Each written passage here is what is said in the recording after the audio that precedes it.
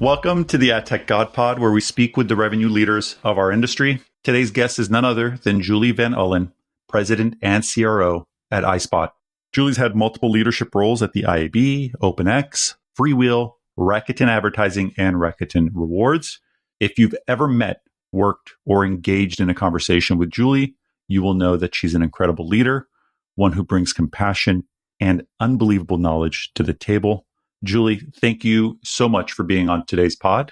Welcome to the podcast. ATG, that was lovely. Thank you. And thank you for having me. It took me at least, 27 seconds to write that intro. So I'm glad that it really hit all the high points on that one. It feels a little less important now, but thanks.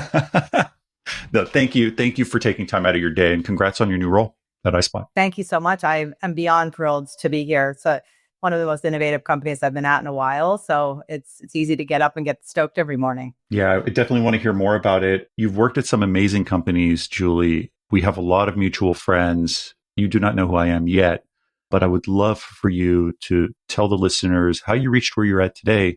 You're a pretty influential, very successful woman in the space. And I think it's really important to some of my female listeners to understand like how you got to where you're at today and what that path looked like. Well, I appreciate that. I also appreciate the yet about knowing who you are. This career has been long and winding and exciting and fueled with like a very purposeful focus of being my authentic self along the journey. I think that's important for any executive, but particularly for female executives. I think it's very easy to get pulled into wanting to create kind of corporate veneers and things that make you feel more powerful, perhaps. But I think as we talk through things today, at the center of everything that I'm proud of is the fact that I am very much the same human being here on this podcast as I am out at drinks, as I am on Bloomberg, as I am behind the desk every day.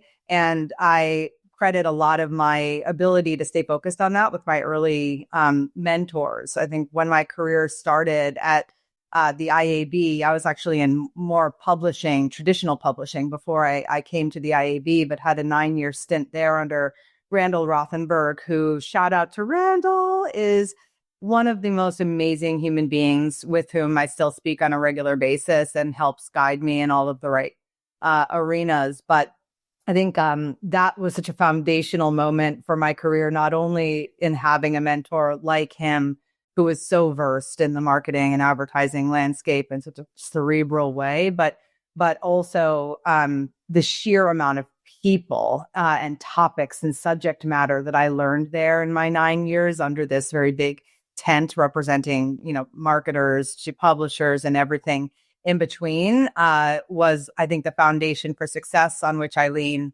quite a lot today. People and trust is the currency that matters.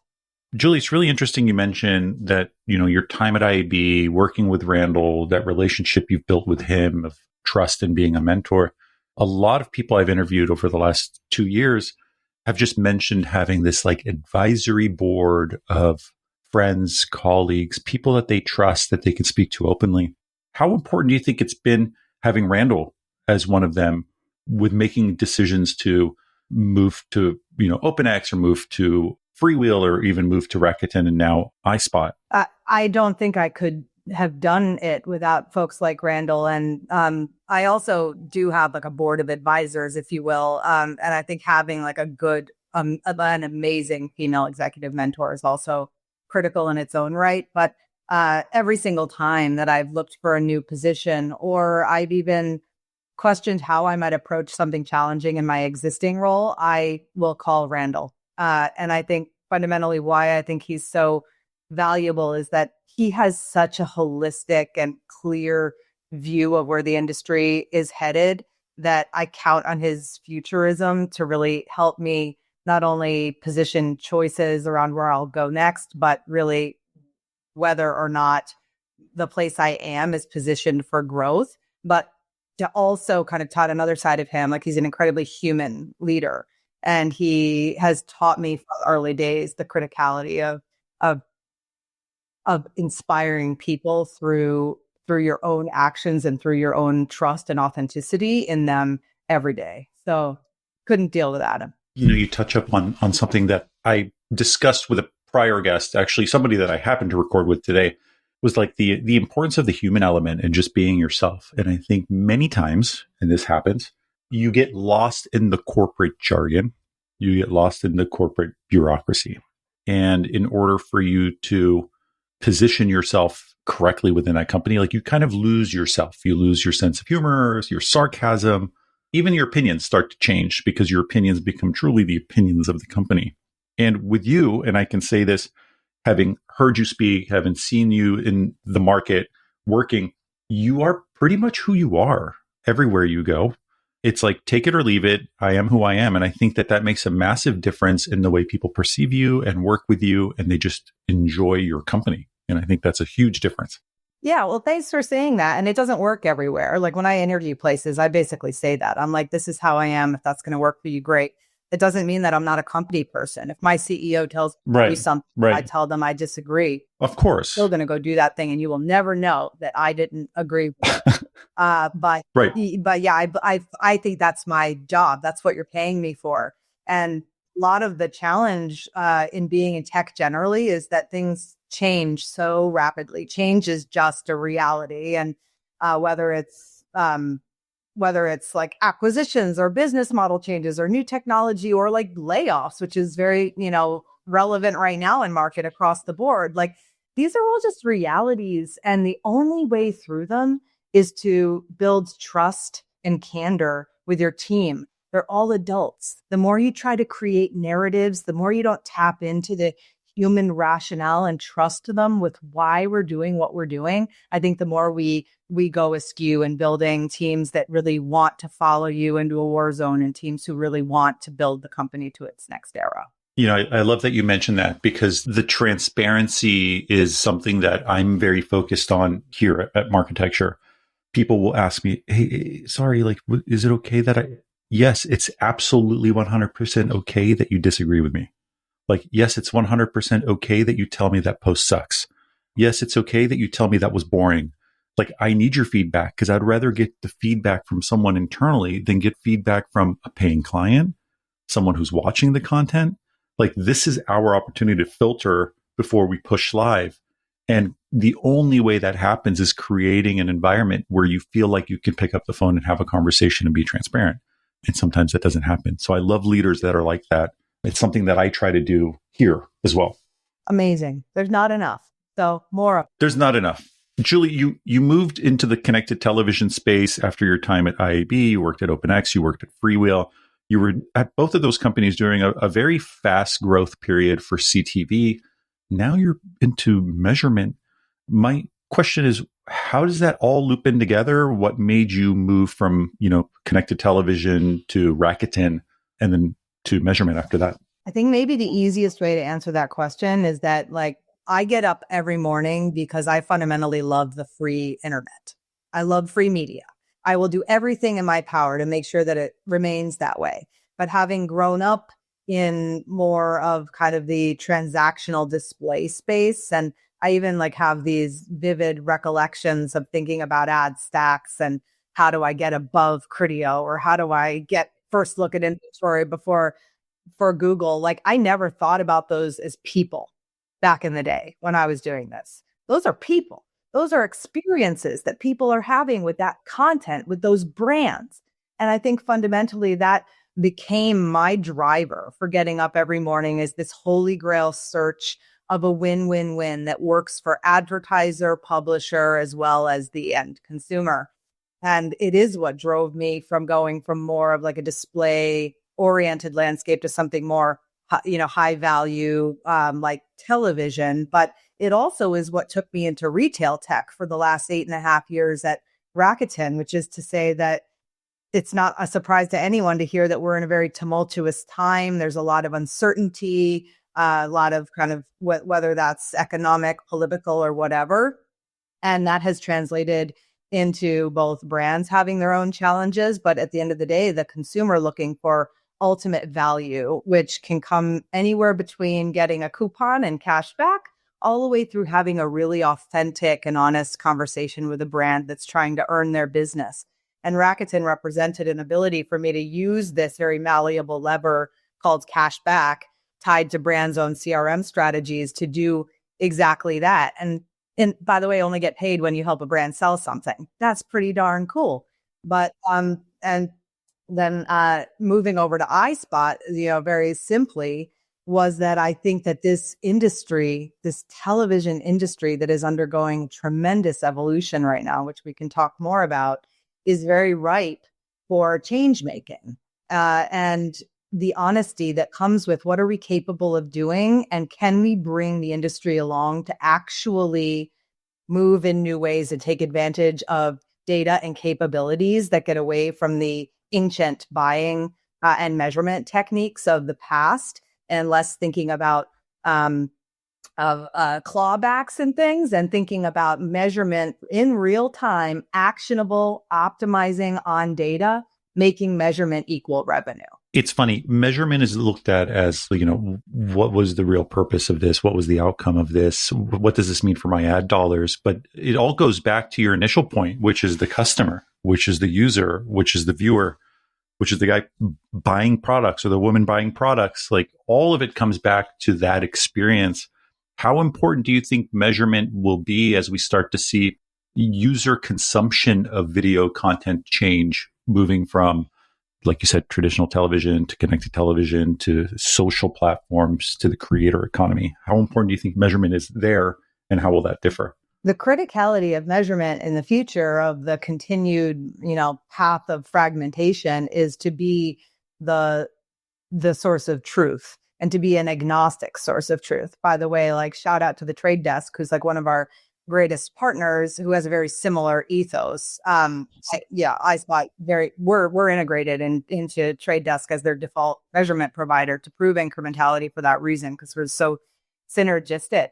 But I think let me answer it from a consumer standpoint, which is that the consumer demands not seeing the same ad over and over again. Like, reach and frequency only goes so far. Consumer wants to be engaged with in an authentic way on different channels, depending on where they are in that particular moment. And the only way that a brand can understand what's working for a consumer is to see the outcomes. So we also have to move beyond the audience measurement piece of this and be actually looking at what are the outcomes of your strategies, and not just piping them into MTA and MMM models that can be actioned on every quarter or half year, but rather in real time.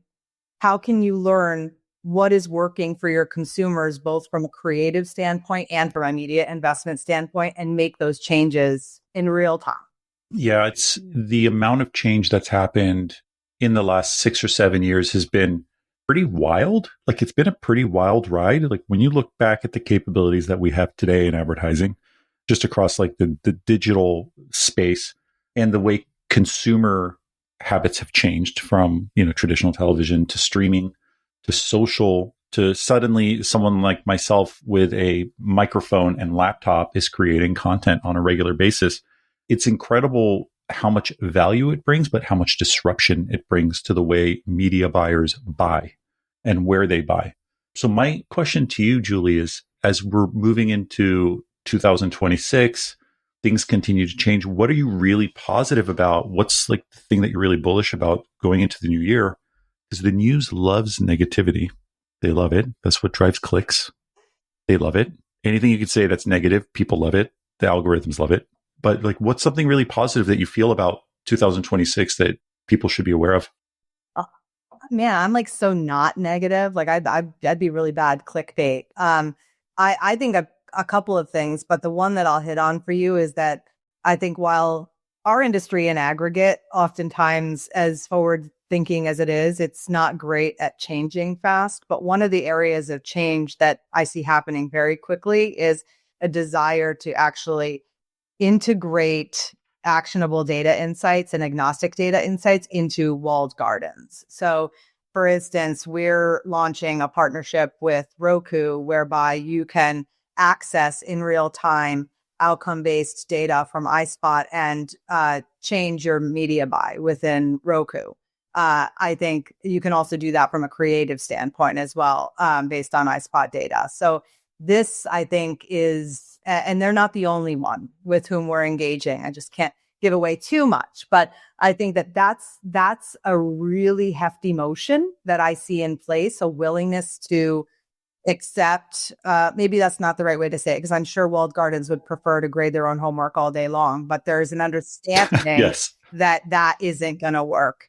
And they're turning to folks like iSpot to help bring those pieces together for marketers. Okay, so I'm going to pivot a little bit on the pod because you obviously have been very successful in your career. You've built a great reputation for yourself, and you've brought a ton of growth to the companies you've worked at, even just looking over the last 10, 15 years. Like, these are all the most rapid growing companies in some of the most attractive and high growth areas we've seen in digital advertising, from streaming to rewards to now measurement. My question to you is, how's that been as a female in the space? My podcast in particular is majority female. I don't know if you knew this. Some people know this or not. Yeah, it's majority female. I'm at like 65% female and like 35, 60, probably 60, 40 at this point. And my main question is, like, there are barriers. Yeah. There's definitely an industry that is predominantly male, and it is what it is. Like, there's changes happening and people are applying those changes. But how has that been for you and your growth? And what's really gotten you to this point, so anyone listening is aware? Well, a lot has changed in terms of kind of what is acceptable behavior over the last 20 something years. So I think that there's a lot of stories over drinks we can talk about, but I think that the main answer to your question is that I recognized a transition in myself that was really critical.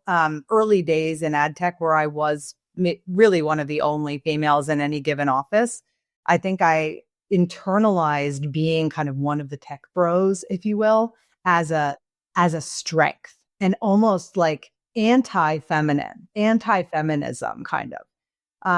And I'm so embarrassed by that, thinking back. I think it was a survival mechanism, and I've been trying to make good on that since, which is to say that there is a unique experience. There's a unique experience, not just for women, but really you could put any adjective and anything in there, and someone is going to have their own unique experience that just needs to be recognized. And there have been places that I've worked where I'm pretty clear that there's a ceiling that won't be broken, and it's time for me to go. I always try and seek out people who will help me navigate challenging situations, of which there have been many. But like anything else, I think mainly what I've learned is support. You stand on the shoulders, let others stand on your shoulders. And if something's not working for you, find the next thing in the next place who will accept you and help you grow. I think that's the best thing that I can say. I think, and thank you for that, Julie. I think it's very open of you to say that. And I think some would not have. And so I'm glad that you did. I think one of the things that I've learned, having just spoken to so many people, is I myself, I may or may not be female, but most everybody knows I'm male. But I myself have had multiple women on the podcast that have mentioned glass ceiling, limitations. I need to push 10 times harder. And because I don't experience that myself, I find it really interesting to hear. And I think it helps me better understand, like, how do I empower the women that work at Marketecture to push forward? And I joke internally all the time, like, yeah, go for it. I don't care. Run with it. Like, if you want to own it, own it. Like, you don't have to ask me. We're all partners here. We're not 7,000 people. And I think putting people on your shoulder and lifting them up, whether this is other women in the space, whether these are coworkers that need a little boost and they're not women, like, even if it's someone that you think has potential and needs assistance, I think that plays a huge role. Lifting up in a work environment has no negative impact on anything for the person lifting or the person being lifted. It's actually only positive. And so I love that you mentioned that. And people don't make time for it. You have to make time for it. It is work. It is work. And I think it goes beyond like a gender paradigm. It goes toward really the uniqueness of any individual, I will say. And I think many people, when they don't find somebody easy or somebody relatable, a manager is much more likely to not engage that individual or not up level that individual. And I think that is oftentimes what really makes a good just a really world-class leader versus an okay one is one who can really distinguish what are you good at, what are your superpowers, and how do I wrap my arms around that and make that work for the organization is like sprinkling the fairy dust. Yeah, and I feel that those superpowers are not always known immediately, and the importance of mentorship. Jeremy Bloom, who's my business partner, he has like a mentorship platform for that, which is, people are allocating time to do it. And he tells me one of the biggest challenges is finding people who are willing to allocate enough time to do it. So people have to be willing to put in the time and the work to guide people to just be better at what they are at work, what they do at work, who they are as a people. And many times on LinkedIn specifically, it's very easy to post how much you would love to help people impacted by a layoff. It's very rare that you find someone actually DM someone and say, hey, I noticed you were a product manager. There's a role here. We've spoken twice in the last 3 years. I'd love to get you to the front of the line. And there's a very big difference between talk and actual action. And I think that's something that frustrates me on LinkedIn, where I'm like, come on, like, I love the likes and comments. I'm addicted to it too, but at the same time, do something. Well, it's a totally different purpose, right? It's a self-serving purpose versus someone who's actually trying to. Absolutely. Julie, I wanted to thank you. I wanted to thank the iSpot team for having you on the pod. You've been an incredible guest, and I wish you the absolute best at iSpot. I couldn't thank you more, ATG. Thank you. Amigazo. Thank you. Speak soon.